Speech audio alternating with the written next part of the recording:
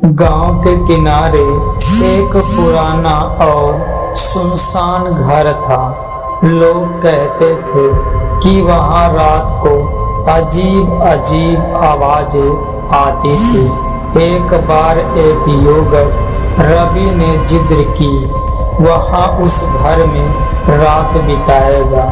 गांव वाले ने उसे बहुत समझाया लेकिन वह नहीं माना। रात का समय था। रवि ने अपने साथ एक टॉर्च और कुछ मोमबत्ती ली। घर में घुसते ही उसे अजीब सी ठंड महसूस हुई।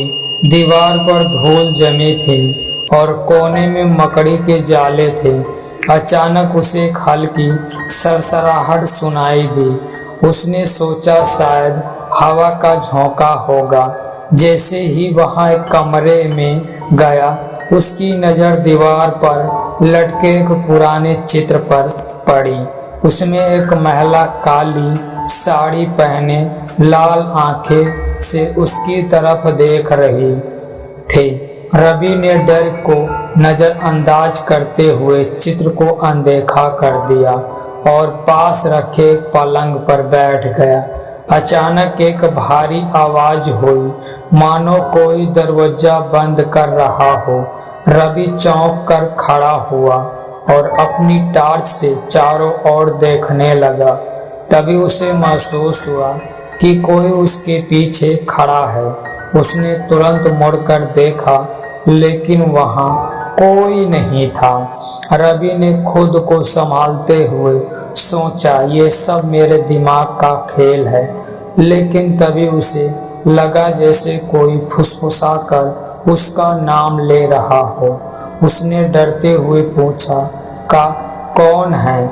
जवाब में सिर्फ एक भयानक हंसी सुनाई दी।